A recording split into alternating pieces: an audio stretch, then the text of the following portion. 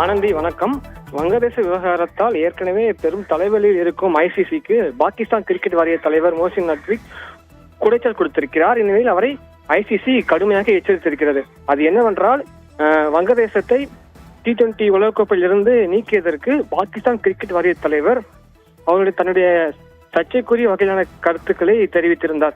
அதாவது, முன்னதாக நடைபெற்ற ஆசிய கோப்பையில் இந்திய அணி எப்படி தனக்கு சாதகமான போட்டிகளை துபாயில் நடத்தியதோ அதுபோன்று வங்கதேசத்துக்கும் ஏன் ஏற்பாடு செய்ய முடியாதா என அவர் கேள்வி எழுப்பியிருந்தார். தொடர்ந்து வங்கதேசத்தை தொடர்ந்து தாங்களும் T20 உலகக்கோப்பையில் விளையாடுவோமா வேண்டாமா என்பது குறித்து யோசித்து வருவதாகவும், இது தொடர்பாக பாகிஸ்தான் பிரதமர் உடன் கலந்தாலோசித்து முடிவெடுக்கப்படும் எனவும் அவர் தெரிவித்திருந்தார். இந்நிலையில் இந்த கருத்து ஐசிசியின் விதிமுறைகளை மீறி அவர் தெரிவித்திருப்பதால் ஐசிசி கோபம் அடைந்து அவரை கடுமையாக எச்சரித்திருக்கிறது.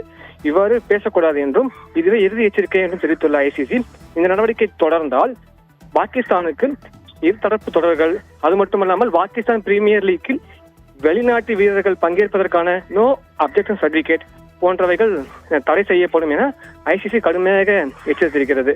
T20 உலகக்கோப்பையில் ஆல்ரெடி பாகிஸ்தான் அணி இருப்பது குறிப்பிடத்தக்கது. அட்டவணை இடம்பெற்று போட்டிக்கான அனைத்து அட்டவணைகளும் தயார் செய்யப்பட்டு பிப்ரவரி 7ஆம் தேதி தொடர் துவங்க இருக்கும் நிலையில் வங்கதேசத்தை ஐபிஎல் உலகக்கோப்பையில் இருந்து ஐசிசி நீக்கியதை தொடர்ந்து தாங்களும் வங்கதேசத்தை போல் T20 உலகக்கோப்பையில் விளையாடுவோமா வேண்டாமா என்பது யோசித்து வருவதாக அவர் கருத்து தெரிவித்த நிலையில் ஐசிசி அவரை கடுமையாக எச்சரித்திருக்கிறது. ஆனந்தி, தகவல்களுக்கு நன்றி ஹரிராம்.